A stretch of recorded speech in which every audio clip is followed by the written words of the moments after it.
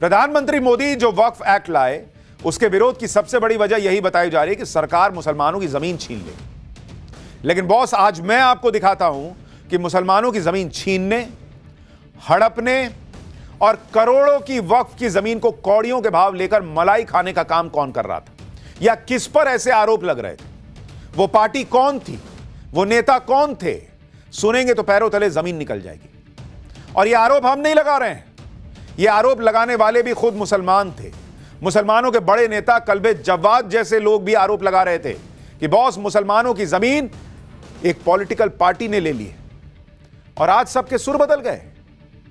आज ये रिपोर्ट आंखें खोल देने वाली रिपोर्ट है, इसलिए इसे बहुत ध्यान से देखिएगा। आज पाठशाला में वक्फ पर कांग्रेस के काले इतिहास पर एक्सक्लूसिव रिपोर्ट दिखाने जा रहा हूं। कैसे 2011 से लेकर 2013 तक दिल्ली में हजारों करोड़ की वक्फ की जमीन पर कब्जे के लिए कांग्रेस के दिग्गज नेता अहमद पटेल तक पर आरोप लग गया था। सोनिया गांधी की रायबरेली से लेकर राहुल गांधी की अमेठी तक में मुसलमानों ने विरोध प्रदर्शन किया था। वक्फ की जमीन पर कब्जा करने के लिए लोगों को डराने, धमकाने, एफआईआर तक करा देने के आरोप लगे और मामला यहां तक चला गया कि 10 जनपद यानी सोनिया गांधी तक पहुंच गया। वक्फ की जमीन बचाने के लिए मुसलमानों ने सोनिया गांधी तक से गुहार लगाई, लेकिन उन्हीं लोगों का कहना है कि वहां से भी कोई मदद नहीं मिली। आज इतिहास के वो पन्ने खोलने जा रहा हूं जिन्हें बिना देखे आप वर्तमान और भविष्य को समझ नहीं पाएंगे।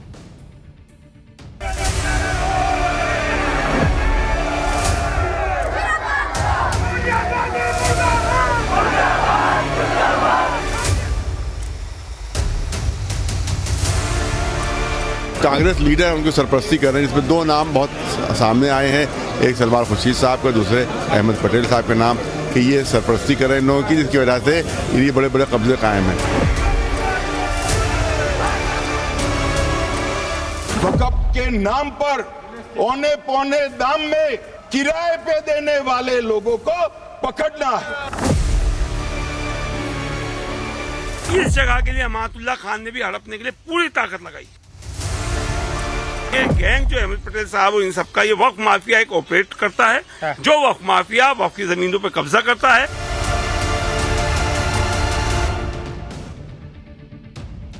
वक्फ बिल के मुद्दे पर कांग्रेस समेत पूरा विपक्ष एकदम अलबलाया हुआ है कि बाप रे बाप, मुसलमान की जमीन मोदी ले लेंगे। और सच्चाई क्या है? इनको मुसलमानों पर अत्याचार दिखाई दे रहा है, लेकिन खुद क्या किया या इनके जमाने में क्या हुआ ये नहीं बताते। एक समय ऐसा भी था जब इसी कांग्रेस के नेताओं से लेकर बड़े बड़े नेताओं पर वक्फ माफिया गिरोह का साथ देने का आरोप लग रहा था। और ये आरोप मुसलमानों ने ही लगाए थे। इनके खिलाफ प्रदर्शन मुसलमानों ने किए थे। मतलब कोई बीजेपी नहीं, कोई हिंदू नेता नहीं आरोप लगा रहा था, ना कोई पत्रकार लगा रहा था, बल्कि खुद मुस्लिम संगठनों ने बहुत गंभीर आरोप लगाए थे। जिन नेताओं पर आरोप लगे, जिनकी खबरें आई, उनके नाम सुनेंगे तो हैरान रह जाएंगे। कांग्रेस के दिवंगत नेता अहमद पटेल, कांग्रेस नेता सलमान खुर्शीद का भी नाम लिया गया, अभी आपने सुना। आप नेता अमानतुल्लाह खान और कांग्रेस से आम आदमी पार्टी में गए मतीन अहमद।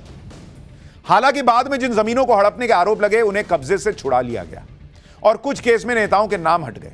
लेकिन आज आपको यह खबर देखनी चाहिए कि क्यों नरेंद्र मोदी को कहना पड़ा कि वक्फ बिल मुसलमानों को ही लैंड माफिया से बचाने के काम आएगी। क्या चल रहा था इस देश में, आज आपको देखना चाहिए। आज आपको दो केस स्टडी दिखाता हूं जिसमें मुसलमानों ने सीधा आरोप कांग्रेस नेताओं पर लगाया था, और दोनों ही जमीन वक्फ की प्रॉपर्टी थी बॉस, और दोनों ही नेता मुसलमान थे। दिल्ली के जोरबाग में वक्फ की एक जमीन है जिसे करबला भी कहते हैं। यहीं पर अंजुमन हैदरी ट्रस्ट है जो करबला की जमीन की देखभाल करता है। अंजुमन हैदरी के महासचिव मुस्लिम धर्मगुरु मौलाना कल्बे जवाद है, और इसी ट्रस्ट ने साल 2011 से लेकर 2013 तक करबला की जमीन बचाने के लिए संघर्ष किया था। यही वो जमीन है जोरबाग में, दिल्ली का प्राइम इलाका। बड़े बड़े अमीर यहां रहते हैं, करोड़ों की जमीन होती है यहां पर, लेकिन यहां वक्फ की जमीन को बचाने के लिए संघर्ष करना पड़ा था। और जिन लोगों ने संघर्ष किया, कल्बे जवाद के संगठन ने संघर्ष किया, उनका आरोप क्या था? आरोप यह था कि करबला की जमीन को कांग्रेस नेताओं ने अवैध रूप से हथिया लिया है। यह आरोप लगाया था इन्होंने। आरोप के मुताबिक अहमद पटेल करबला की जमीन पर मैरिज हॉल बनाना चाहते थे। विरोध करने पर पुलिस प्रदर्शनकारियों को पीटती थी। उलेमाओं को दिल्ली पुलिस ने जेल भेज दिया था, कांग्रेस की सरकार थी उस वक्त। यह सब केंद्र सरकार के कहने पर हो रहा था। यह खुद मौलाना कल्बे जव्वाद का संगठन आरोप लगा रहा था कि भाई वहां मौलाना प्रदर्शन करने गए कि वक्फ की जमीन न पकड़ो, न हड़पो, तो उनको उठा उठा के जेल में डाल दिया गया था। यह 2011 से 13 की बात कर रहा हूं, यह मोदी सरकार नहीं थी उस वक्त। मौलाना कल्बे जव्वाद और अंजुमन हैदरी ने सीधे अहमद पटेल पर आरोप लगा दिया था। यह 2013 का समय था और उस समय यूपीए की सरकार थी। अहमद पटेल कांग्रेस में सोनिया गांधी के बाद सबसे ताकतवर नेता माने जाते थे। इतने ताकतवर नेता के खिलाफ आरोप लगे पर कोई सुनवाई नहीं। इसके बाद अंजुमन हैदरी और मौलाना कल्बे जव्वाद ने सड़क पर उतरकर प्रोटेस्ट किया था। ये आपको 2013 की तस्वीर दिखा रहा हूं। जोरबाग में करबला की जमीन को बचाने के लिए लगातार प्रदर्शन चल रहा था। मुस्लिम संगठन और मौलाना सीधे सोनिया गांधी और राहुल गांधी से जवाब मांग रहे थे। बैनर पोस्टर पर लिखकर आप देखिए, लिखा हुआ है कि सोनिया गांधी, राहुल गांधी जवाब दो। अहमद पटेल को बर्खास्त करने की डिमांड मुसलमान सड़क पर उतरकर कर रहा था 2013 में। यहां तक कि अहमद पटेल को गिरफ्तार करने की डिमांड चल रही थी। सुनिए एक बार 2013 में वक्फ की जमीन बचाने के लिए मुसलमानों को कैसा संघर्ष करना पड़ रहा था।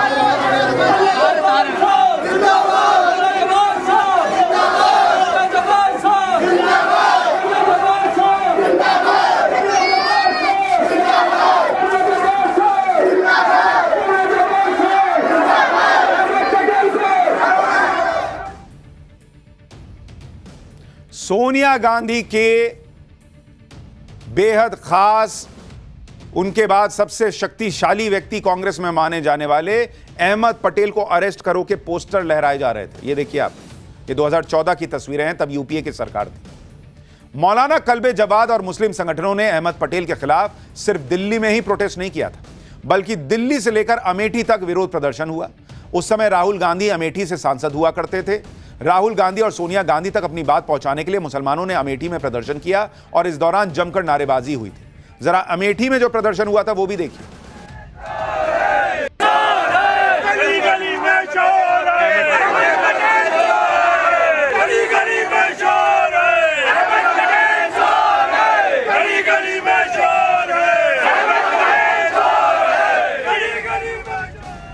ये सारे विरोध प्रदर्शन करने वाले मुसलमान हैं, ये ध्यान रखिएगा। ये इसलिए बता रहा हूं, मुझे कोई शौक नहीं है कि जमीन हड़पने का आरोप जिस पे लगा वो मुसलमान, विरोध प्रदर्शन करने वाला मुसलमान। ये इसलिए बताना पड़ रहा है क्योंकि माहौल ये बनाया जा रहा है कि भाई इस देश में मुसलमानों पर अत्याचार हो रहा है क्योंकि एक हिंदूवादी सरकार काम कर रही है। ये 2013-14 की तस्वीरें आपको दिखा रहा हूं। इतने विरोध प्रदर्शन के बाद भी मुसलमानों की कहीं कोई सुनवाई नहीं हो रही थी उस दौर में। इसलिए खुद मौलाना कल्बे जव्वाद को सड़क पर उतरना पड़ा था। मौलाना कल्बे जव्वाद ने अमेठी में अहमद पटेल के खिलाफ रोड शो निकाला था। वक्फ की जमीन से कब्जा हटाने के लिए नारेबाजी की थी। जरा देखिए।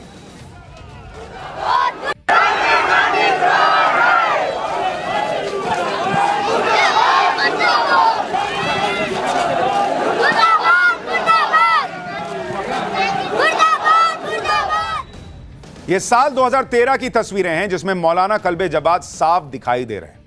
कल्बे जव्वाद ने अहमद पटेल के खिलाफ उस समय दिल्ली में अपनी गिरफ्तारी भी दी थी। मतलब 2013 से लेकर 2014 जब तक चुनाव नहीं हुए तब तक यह लंबे समय तक चलता रहा।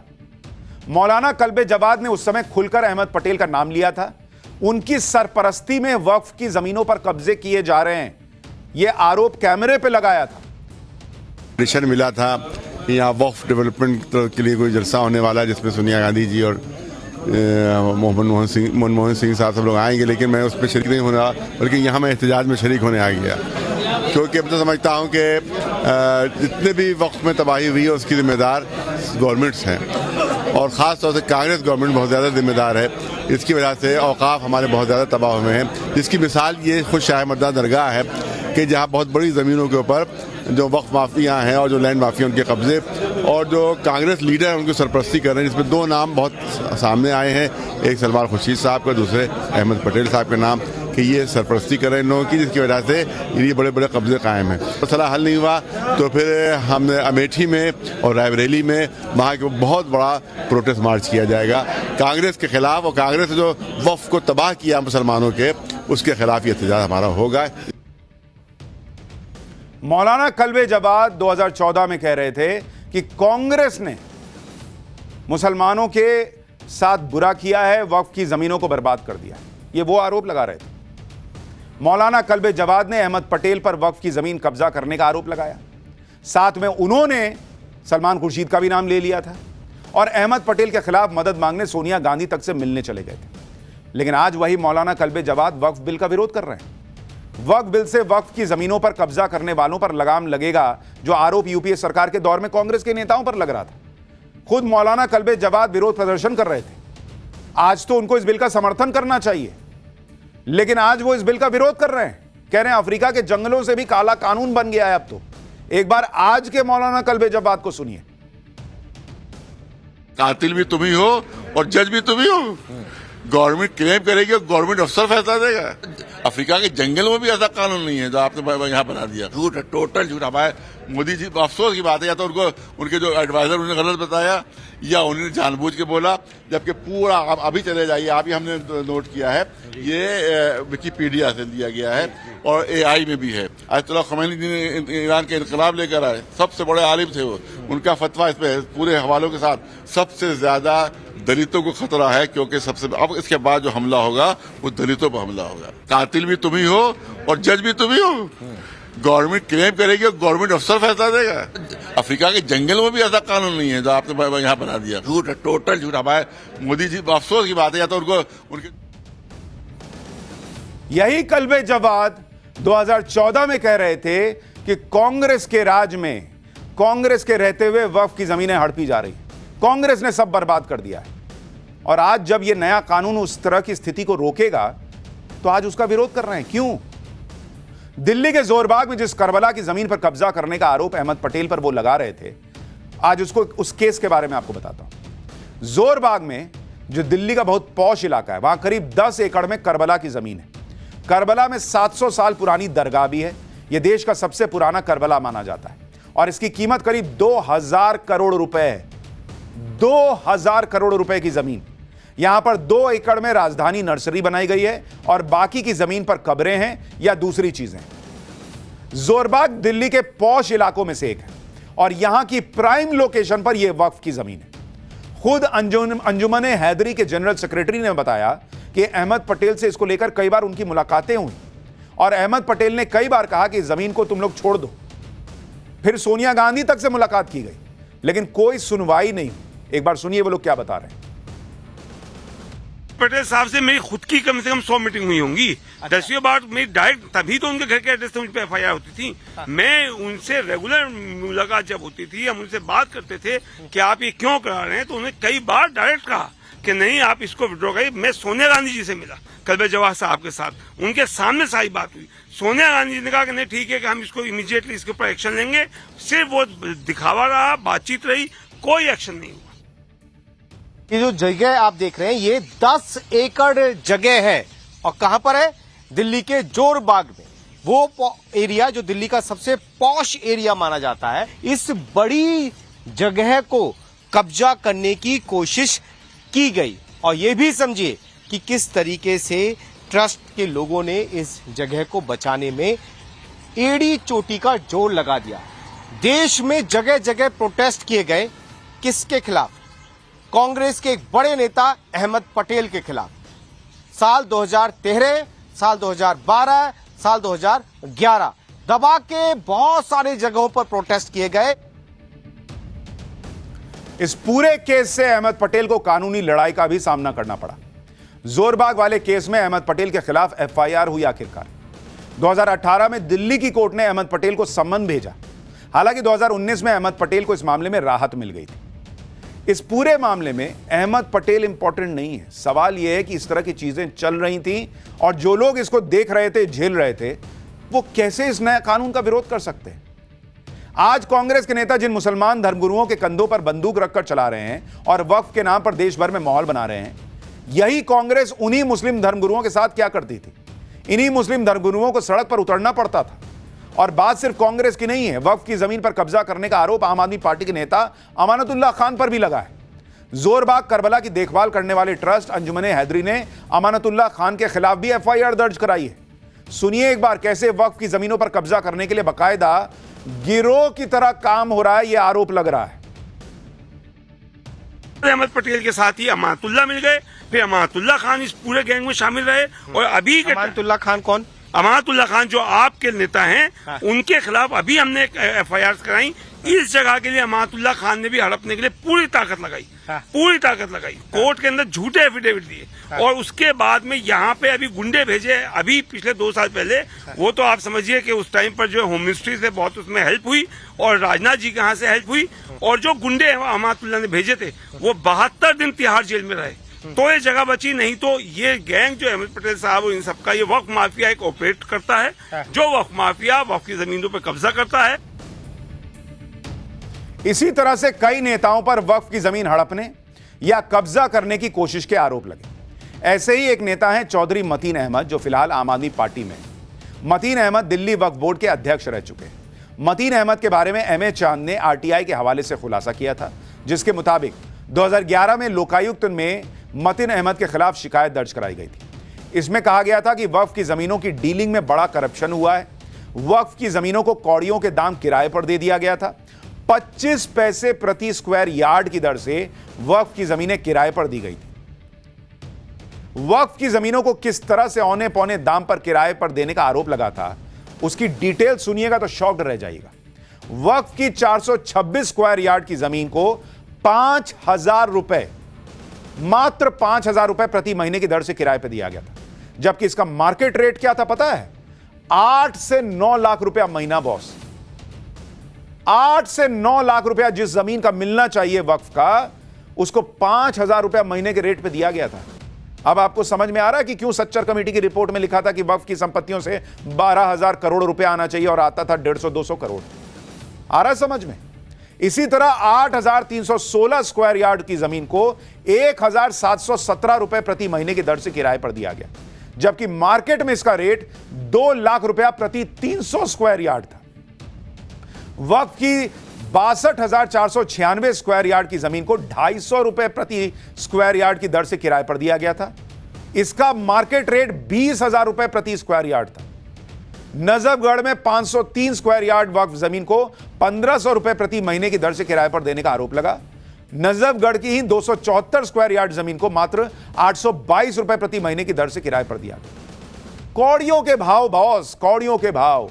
इसलिए तो मैं कई बार पूछता हूं कि वक्फ बोर्ड के पास जमीन कितनी है, यह मत बताओ, यह बताओ कि वक्फ बोर्ड ने उस जमीन से आए पैसे का क्या इस्तेमाल किया, कितने गरीब मुसलमानों का भला किया। नहीं बता पाते हैं बॉस ये लोग। हालांकि मतीन अहमद के खिलाफ कोई एक्शन नहीं लिया जा सका। मतीन अहमद को बेनिफिट ऑफ डाउट देते हुए लोकायुक्त ने कुछ महत्वपूर्ण बातें कही।